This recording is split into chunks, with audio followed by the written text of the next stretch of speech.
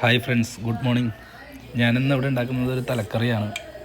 അപ്പോൾ അതിനായിട്ട് പാത്രം അടുപ്പത്ത് വെച്ചിട്ട് എണ്ണ ചൂടായതിനു ശേഷം കടുക്, ഉലുവ, ഇഞ്ചി, വേപ്പില, പച്ചമുളക് ഇതെല്ലാം ഇട്ടൊന്ന് നന്നായിട്ടൊന്നൊരു പച്ചക്കുത്ത് പോകുന്നവരെ ഒന്ന് ഇളക്കി കൊടുത്ത് സെറ്റാക്കിയതിന് ശേഷം അതിലേക്ക് ആവശ്യത്തിന് ഞാൻ കുറച്ച് മല്ലിപ്പൊടി ഇട്ടിട്ടുള്ളൂ. പിന്നെ മുളക് പൊടി ആവശ്യത്തിന് കുറച്ച് കൂടുതൽ മുളക് പൊടി, ഒരു ലേശം മഞ്ഞൾപ്പൊടി ഇതെല്ലാം ഇട്ടിട്ട് ആ പച്ച സ്മെല്ല് പോകുന്നത് വരെ ഒന്ന് ഇളക്കി കൊടുക്കുക.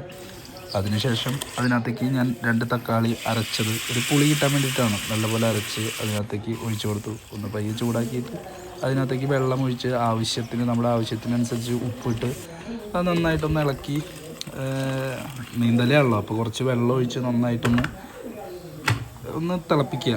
അപ്പോൾ അതിൻ്റെ ഒപ്പം തന്നെ കുടംപുളി ഒരു 2-2.5 കുടംപുളി എടുത്ത് അതിനകത്തേക്ക് കഴുകിയതിന് ശേഷം നല്ലപോലെ കഴുകിയെടുത്തിട്ട് അതിലിട്ട് കൊടുക്കുക.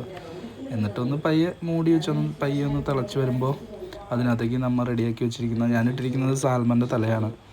അപ്പോൾ അത് നന്നായിട്ട് വാഷ് ചെയ്ത് നല്ലപോലെ ക്ലീൻ ചെയ്തെടുത്തതിന് ശേഷം അതിനകത്തേക്ക് വെച്ച് കൊടുക്കുക.